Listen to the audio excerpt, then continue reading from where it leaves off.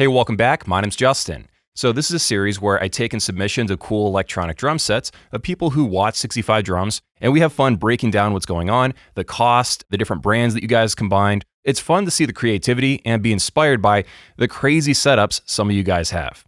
But first, today's video is brought to you by Edrum Center. If you're shopping for electronic drums, you know the deal. It's a great drum store, and I got a discount link to them in the description below. Tell them that Justin sent you.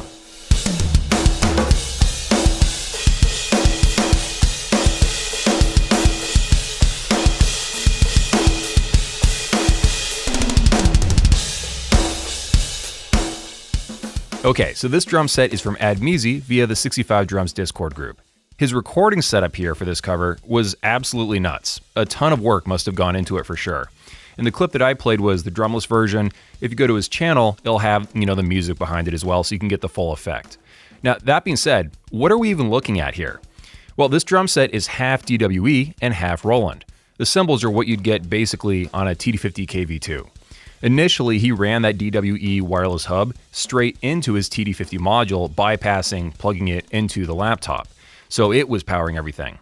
But he had some bugs, and getting that working properly was a little bit tough, so he's back to using it with the computer instead. And the sounds are from Get Good Drums Invasion. Admeezy's setup here is awesome, and it kind of makes me hope for a DWE with rubber wireless cymbals. Setups like Admeezy's prove that there's a hunger for this sort of product. Okay, so this next drum set comes from Ampule Audio. This is a crazy unique setup that I have never seen anything like it before. So this is a 3D printed electronic drum set.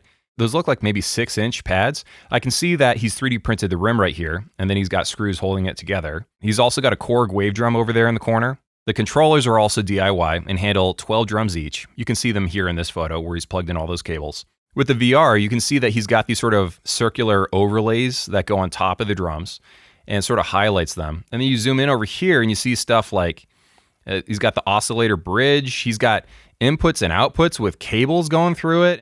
As I'm filming this is all I know about the kit, which is basically nothing. But this is really interesting.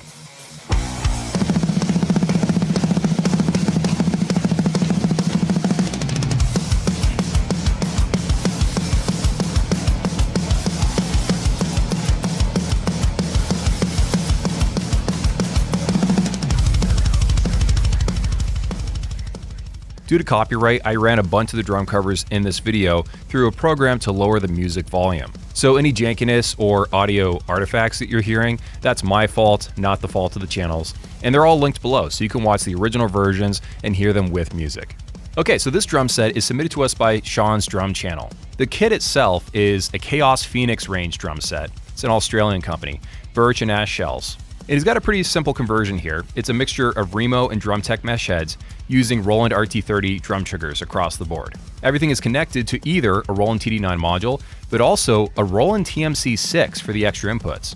And of course, the sounds are not actually from the TD9, because if you watch any of the videos on his channel, they sound too good to be from a Roland module. They're actually sound plugins from Mixwave.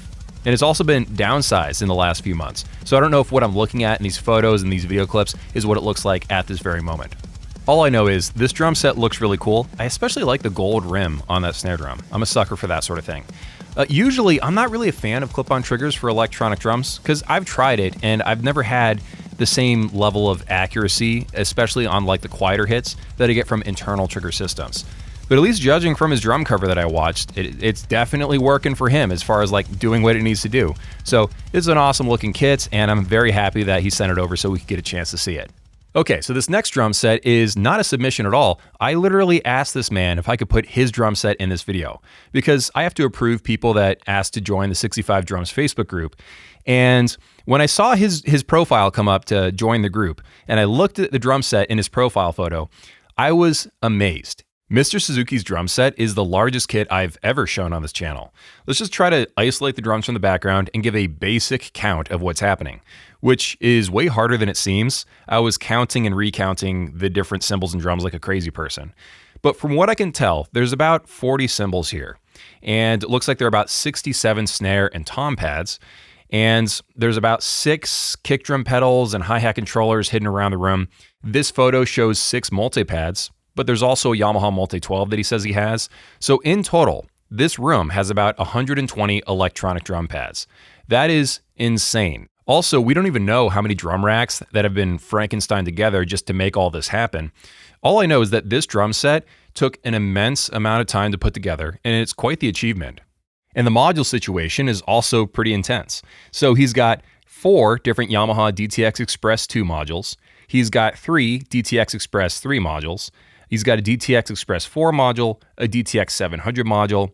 Then he's got a Roland TD10, a PM16, which is a trigger interface that nobody has anymore, an Alesis D4. He's got a Korg DRM1, which most people forgot even exists. He's got an EYS module, which is a no-name brand. It's made by HXW Avatar.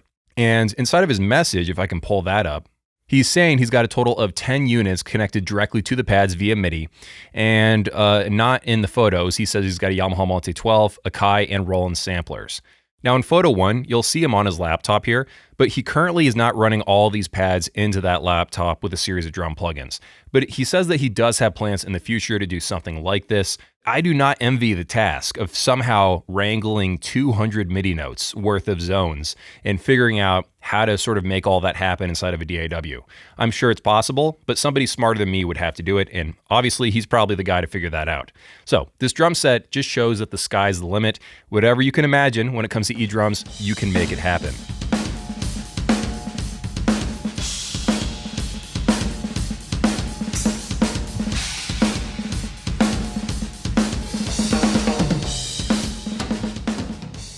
So next up, we've got Barry's drum set. This is a Muzio Element 2 7-piece shell pack, which apparently cost him $1,800. I've actually reviewed this drum set on the channel years ago, though I haven't played the newer version with the upgraded triggers. Apparently though, for one reason or another, he decided that he didn't want those triggers inside of the drums, and he switched them over to extreme drum triggers, which costed him an additional $500. The cymbals on this drum set are Jobeki Black Stealth E cymbals, and they cost him about $1,100.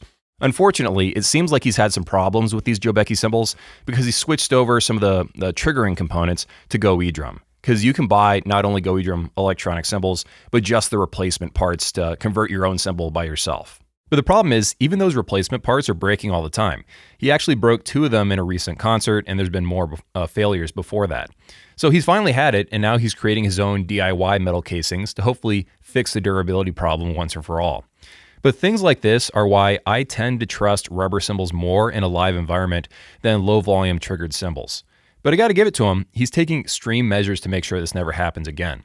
Over here on the right, we've got a Lemon 3-Zone 18-inch ride, Pintec 10-inch splash cymbal for $35. The drum module powering everything is a Roland TD30, and he's going to be replacing it at some point with 2 eDrum N10s. He's got a Focusrite Scarlett interface, he's using Superior Drummer 3 Core, Fields of Rock SDX, and EasyX Synthwave. There's a few other components of this drum set that I'll just list on screen, and apparently his total cost after all these different repairs and additions and whatever you want to call it, it sort of rings out to $8,500. Okay, so next up we've got a vintage electronic drum set. So this is Doug's kit that he bought back in 1985 for $1,500, and it's the Pearl DRX1. At some point in the 90s, he decided to sell that module and he upgraded it to the Alesis D4 and then later the Roland TD12. He's also added a few Roland PDX-8 pads for cymbals, and also Roland KD7 for a kick drum. Now, I don't personally own any of these Pearl components, but I love vintage electronic drums, and I have a collection of various different components from all over the place. I've got some like older Roland stuff, D-drum stuff, Simmons components, Atama, and some stuff from the Soviet Union, actually. And the one thing that you'll notice when you play vintage electronic drums is that for the most part, they are very, very tough. They did not believe in very soft, reboundy playing materials back then. But they have such a cool vibe to them, such a cool aesthetic, and he's using it with an acoustic hi-hat, it looks like. I like seeing this.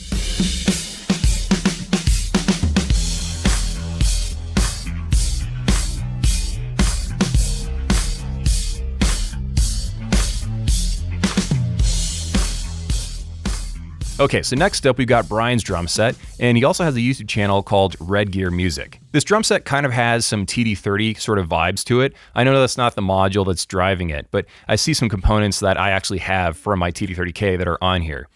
Okay, so apparently he says that he used to have a TD30, but about a year and a half ago he wanted to add a second floor tom, and I guess he just ran out of inputs. So he got rid of his TD30 and bought 2 eDrum N10 modules instead. So now he has 20 trigger inputs. So for about 50 bucks on Amazon, he put together this custom case to sort of house them and sort of make it feel like they're part of one big drum module. He is keeping Toontrack in business by himself because he bought Superior Drummer 3 and he also bought 24 different Toontrack sound libraries and expansions. That is absolutely nuts, and I would love to know how many gigabytes all of that adds up to, and if he's actually downloaded and installed all of them at the same time or not. I gotta say, this is a clean looking setup. I especially love the monitor over here and the keyboard that are attached somehow to the Gibraltar drum rack. Okay, so next up, we've got a massive beginner drum set. So this is submitted to us by, who is this from? Michael. So this is 3 drum sets all in one. It's an Alesis Nitro Mesh, it's an Alesis Nitro Max, and it's a Cymbals SD200. So this allows him to have a drum set that has 5 toms, a side snare. He's got 1, 2, 3, 4, 5, 6. He's got 6 crash cymbals. His Cymbals module isn't even connected to any of the components. He's using it for like tracks or something. So everything is being powered by the 2 Alesis ones. You can see how he sort of like combined multiple drum racks here. And then he's got like 2 extra rubber pads he didn't have anything to do with. So he's using it to hold up his laptop, which I find to be hilarious. He's estimated that this complete setup has cost him $1,500.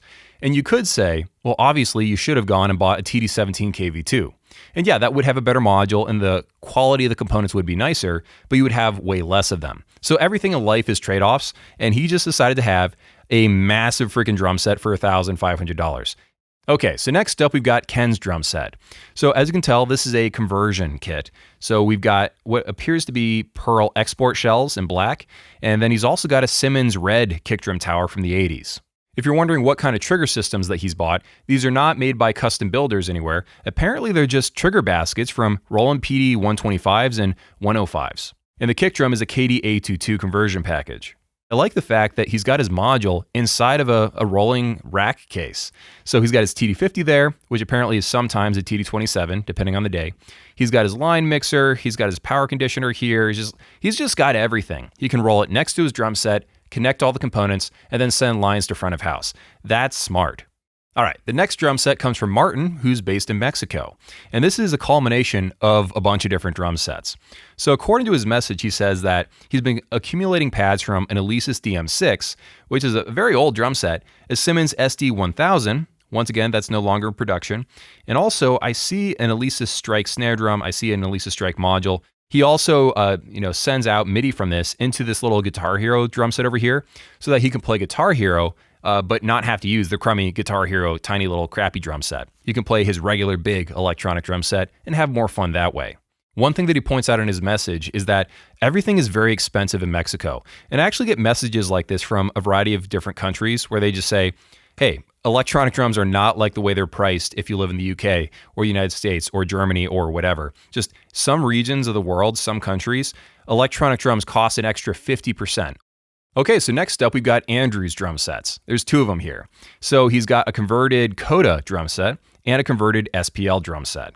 So in his description, it looks like the first drum set is an old and cheap starter kit that he was given as a kid. That's literally what my drum set is behind me. It was given to me when I was a kid. And the second drum set is like a cheap shell pack that he bought and wrapped with the white shell wrap. He also redid the finish on his other kit as well and painted those rims black. I'd be interested to know how well that paint is holding up and what kind of paint he used, because I imagine different kinds of paint compounds will have different amounts of durability. But let's actually sort of zoom in on his trigger setups, because he didn't say that he's using any particular system from a custom builder. He makes it kind of sound like maybe he built these himself. When we zoom in, I see like foam going around the shell right here, which I assume is for like noise dampening. He's got Remo silent strokes. He said that these are dual zone drums. You can see this is like a 3-arm design on the snare drum. Same with the toms. That's interesting. I'd really love to know how well this triggers.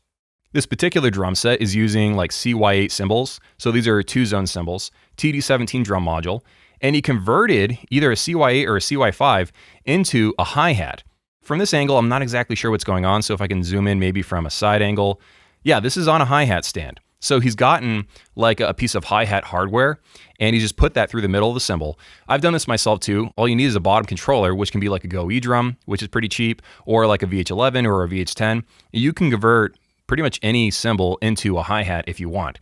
Your results will vary though, so I'm not telling you to go ruin your cymbal or do anything like that, but experiment and do some research if you don't want to go out and buy a VH10, which can be kind of expensive. So next up is Douglas. I'm going to show a bunch of different setups here because he's in a unique situation. He plays drums for musical theater in an orchestra pit. So instead of just having a giant drum set that does everything, instead what he has is a stash of acoustic and electronic drums, and he picks the different parts and pieces he needs and tailor makes a drum set for the individual musical he's playing in. So that's really cool. For example, on this Mean Girls kit, he's got a standard acoustic drum set. He's got a Roland SPD30 octapad to the side, a Yamaha E8010, Roland rubber pads, a xylophone, and a variety of other acoustic percussion. And as you flip from set to set, it becomes clear that he's got a deep collection of gear to pull from to fit any situation that they throw at him. Now, obviously, he's playing drums for the musical numbers, but a question that I have is he in charge of triggering the different sound effects? Because at the theater that I worked at, we didn't have an orchestra pit, so it was all tracked. And you would trigger sound effects by pressing a space bar on a computer. But in the case of this situation, he might be in charge of triggering like a doorbell sound effect or a lightning sound effect on one of his drum pads. I don't really know. But no matter how you slice it, an immense amount of prep time and work goes into making any theater show, musical or not. So thanks for setting this in. I really liked seeing all these different setups. Okay, so the next drum sets are from Because Drum Geek. He actually has his own YouTube channel, which I'll list here on screen if you want to go check it out. And I'm going to take a look at two of these drum sets. This first one is a recreation of a Mike Mangini kit.